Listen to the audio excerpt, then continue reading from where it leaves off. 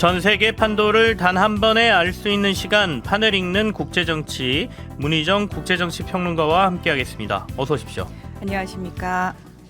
지난 2일 이재명 민주당 대표 피습 사건을 외신들도 속보로 꽤 많이 타진했다라고 들었거든요. 그렇습니다. 우리 언론하고 좀 비교해서 한번 들어보면 어떨까 싶은데요. 네, 거의 대부분의 주요 외신들이 실시간으로 상황을 전했습니다. 대체로 사건이 어떻게 발생했는지 그리고 이후 진행 상황에 대한 설명을 한 후에 이재명 대표에 대한 이제 설명이 나와요. 노동자 출신의 인권 변호사로서 차기 대권 주자이고 지난 대선에서 아주 작은 표차로 패배한 점 굉장히 자세히 소개를 합니다.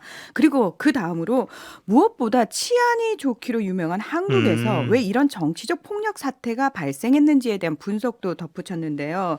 현재 한국의 정치가 양극화되고 있는 상황을 원인으로 지목했습니다. 제가 진짜 실시간으로 네. 외신 홈페이지 다 들어가가지고 확인을 했었거든요. 프랑스의 유력 일간지인 르몽드 같은 경우에는 제목을 야당 대표인 이재명 기자들 앞에서 목을 찔렸다. 제목을 이렇게 달아요. 네네. 그 관련 소식을 타전하면서 자세한 정황과 함께 이 대표가 최근에 여론조사에서 가장 유력한 차기 대통령 후보다 이렇게 설명을 하고 있고요. 아랍권의 알자지라 방송도 한국 야당 지도자 목 찔려 급히 병원 이송 이렇게 제목을 달았어요. 네네. 속보로 전했고요. 자, AP통신 같은 경우에는 한국 제1야당 더불어민주당의 이 대표가 한국 남부 항구 도시 부산을 방문하던 중 신원 미상의 남성의 공격을 받아서 다쳤다. 진보 성향의 이 대표는 솔직한 스타일로 유명하다. 이 대표의 지지자들은 그를 기득권 정치를 개혁하고 부패를 근절하고 악화되는 경제적 불평등을 해결할 반엘리트주의 영웅으로 보고 있다. 굉장히 자세하게 쓰고 있죠. 자, 영국 BBC 방송도 이 대표가 윤 대통령에게 불과 0.73%의 득표율 차이로 패한 2022년 선거는 한국 역사상 가장 치열한 대선이었다. 이 대표는 2027년 차기 대선에도 출마가 유력하다. 자, 일본 NHK 역시 이 대표가 2022년 대선에서 네. 윤 대통령에게 근소한 차이로 패했고 그 후 당대표를 맡고 있다면서 올해 4월에 총선거를 앞두고 있어서 여야의 간부가 각지를 찾아서 지지를 호소하고 있는 가운데 사건이 발생해서 충격이 퍼지고 있다. 그러니까 외신들도 우리나라 상황을 굉장히 정확하게 다 알고 있다는 겁니다. 사실은 어떻게 보면 언론의 가장 기본적인 거긴 한데 민감할수록 팩트하고 사실 위주로 보도한다라는 거지 않습니까? 그게 진짜 핵심이에요. 네. 근데 이제 제목들 아까 봤을 때는 네. 팩트하고 사실 위주로 많이들 전한 것 같긴 한데 네. 사실 이 피습 사건이 난 당일의 우리나라 언론들의 모습하고는 조금 차이가 있는 것 같아요. 막 좀 조금이라고 말씀하지 마세요. 엄청나게 차이가 많았습니다. 여러분 여러 가지 확인되지 않는 소문들이 막 언론을 통해서 보도가 좀 됐지 않습니까? 사실 언론들이라면 제대로 된 언론들이라면 확인되지 않은 소문은 보도를 하면 안 되죠. 왜냐하면 그 소문에 오히려 힘을 실어줄 수가 있기 네. 때문에 그건 굉장히 조심을 해야 되는 부분인데요. 뭐 살인 미수범의 칼이 가짜였다거나 자작극이다, 민주당 지지자였다는 등 미처 확인되지 않은 소문들 그리고 또 이 사안 자체가 사실 있어서는 안 되는 일이 벌어진 거잖아요.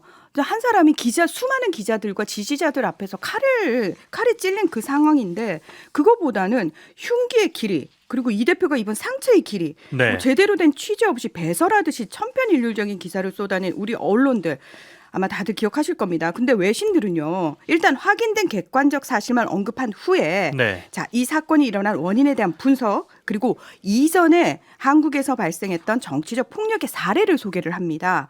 월스트리트 저널은 이 대표를 윤석열 대통령의 가장 큰 비판자 중 한 명이라고 설명을 하면서 네. 이날 공격이 4월 총선을 몇 달 앞두고 발생했다는 점에 주목을 했습니다.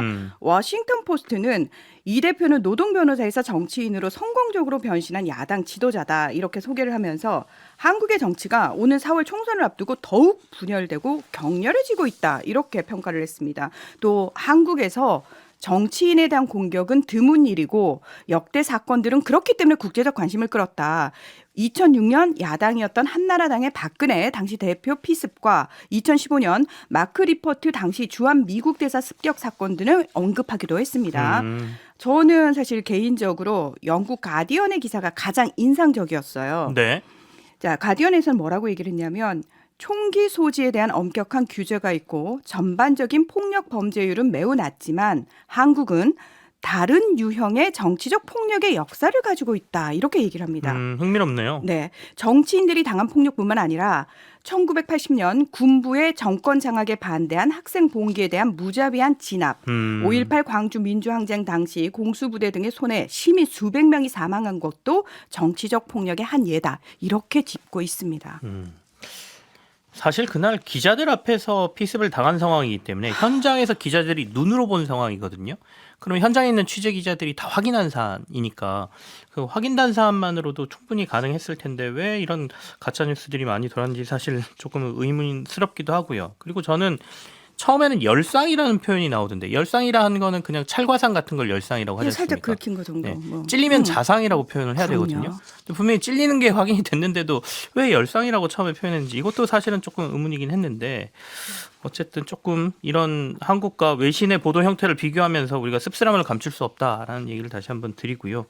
중동으로 넘어가 보죠. 중동에서는 이란에서 폭탄 테러가 터졌습니다. 이거 이제 배후에 누가 있느냐를 놓고 지금 논란인 거죠. 그렇습니다. 지금 왜 이스라엘이 가자 지구를 공격하기 시작하면서 계속해서 중동 정세가 불안정하다 이런 얘기 저희가 상당히 많이 했거든요.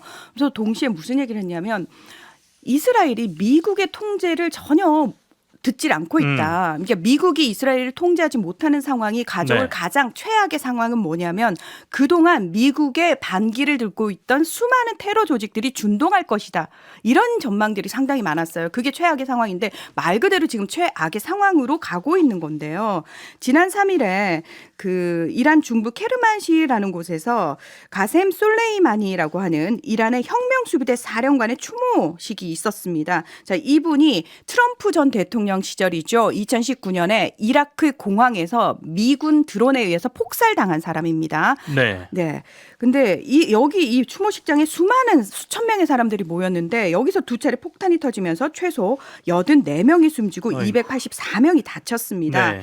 사건이 발생하자마자 미국이 굉장히 발빠르게 우리 아니다 라고 얘기를 합니다. 선을 딱 그어요. 자, 여기서 이제 IS 이제 이슬람 극단주의 테러 조직이죠. 네네. IS가 이거 우리가 한 거야라고 밝혔지만 이란은 그거 IS가 했는지 안 했는지는 모르겠고 배후로 미국과 이스라엘을 지목하면서 보복을 다짐합니다. 자, IS의 발표 우리가 했는데요라는 거에 대해서는 현재까지 입장을 내지 않고 있습니다. 일단 이란 당국은 내부적으로 굉장히 이제 불안정한 상황을 어떻게든 단속하기 위해서 폭탄 테러 용의자 11명을 체포했다라고 발표를 하면서 폭발물과 폭탄 조끼들 압수했다라고 얘기를 했습니다. 자, 로이터 통신이 뭐라고 얘기를 했냐면 미국이 이번 폭탄 테러가 IS 아프가니스탄 지부의 소행임을 감청을 통해 확인했다 이런 보도를 내놔요. 네. 물론 이제 구체적인 감청 내용은 공개하지 않았는데 그러니까 이것만 봐도 미국이 얼마나 다급하게 자신들이 한 행위가 아니라는 걸 이란에게 납득시키고 싶어 하는지를 볼 수가 있습니다. 자, 이제 많은 전문가들이 그럼 이 상황에서 IS가 왜 이랬느냐? 보시면 아시겠지만 지금 이스라엘이 가자 지구를 때리고 있는 동안 레바논에서는 헤즈볼라가 이스라엘과 또 네. 적대국 서로 적대적 행위를 하고 있죠.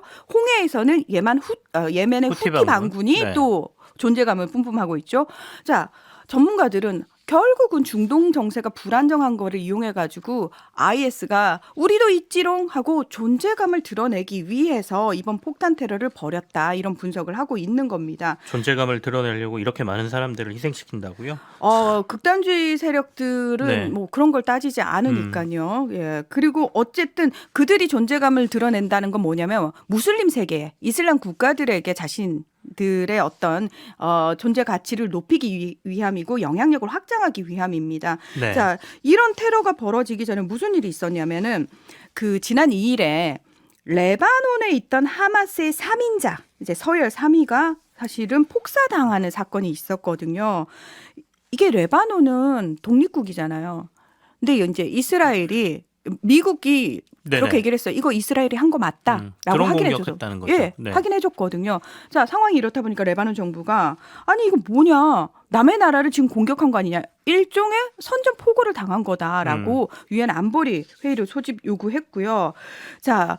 지금 그 인근의 이라크, 시리아도 이스라엘이 계속 공격하고 있는 가운데 어떤 일들이 벌어지고 있냐면 이라크 내에 친이란 성향의 민병대가 있거든요.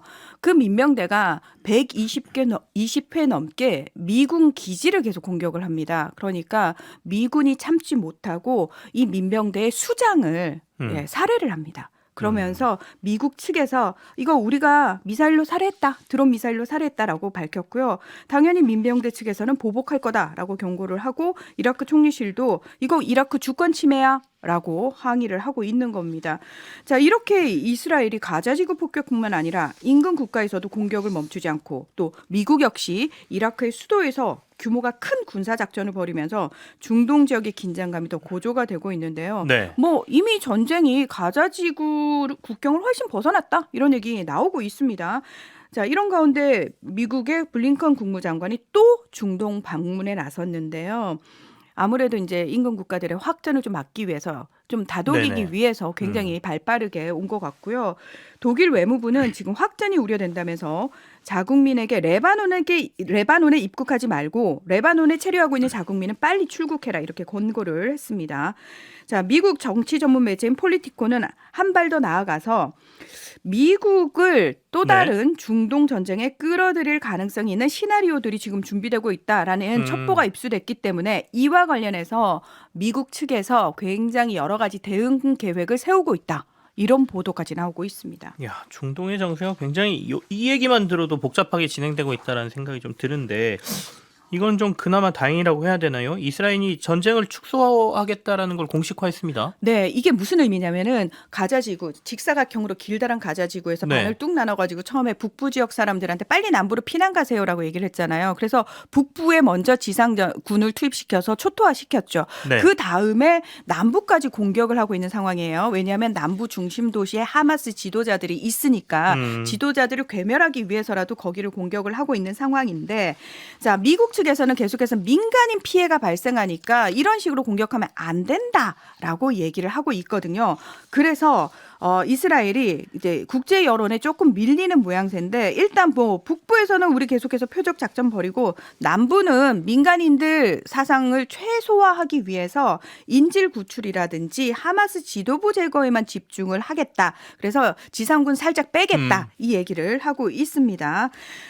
그러면서 이스라엘 국방장관이 전쟁이 끝난 후에 가자지구 통치와 관련된 구체적인 밑그림도 제시를 했는데요.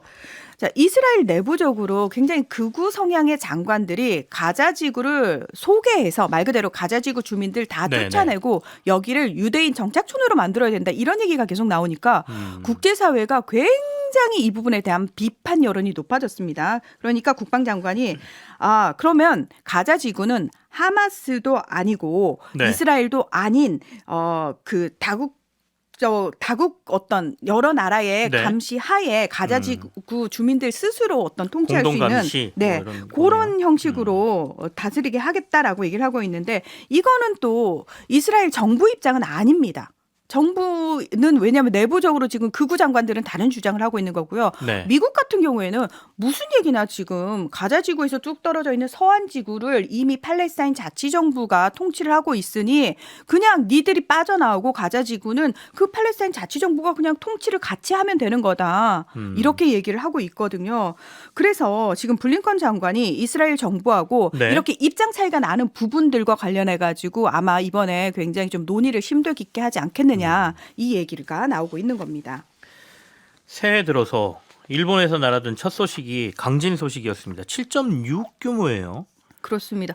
우리가 보통 일본 지진하면은 사실 태평양 쪽에 접해 있는 쪽 지진 얘기를 많이 들었잖아요. 그런데 이번에는 우리 동해 쪽에 동해 쪽으로 나 있는 노토반도라는 곳에서 규모 7.6의 강진이 발생을 했고요. 지금 엿새째 됐죠. 구조 작업은 계속되고 있습니다. 사망자 수가 근데 계속 늘어나고 있어요. 좀 전에 확인하니까 110명이고요. 연락이 두절된 주민 수는 211명이라고 하고요. 피난소만 370곳이 설치가 돼서 3만 명 이상의 이재민들이 생활 중에 있습니다. 지금 이 지진으로 인한 직접 피해 사망자 수가 2011년 동일본 대지진 그리고 1995년 한신 대지진에 이어서 세 번째로 많은 상황이고요. 자, 저는 되게 충격적이었던 게 아마 도로가 이렇게 정말 말 그대로 구부러진 거 보셨을 겁니다. 이 지진으로 인해서 노토반도 끝 중앙부가 서쪽으로 1.3m가 움직였어요. 1.3m나요? 네. 굉장히 크게 지각 변동이 일어났고요.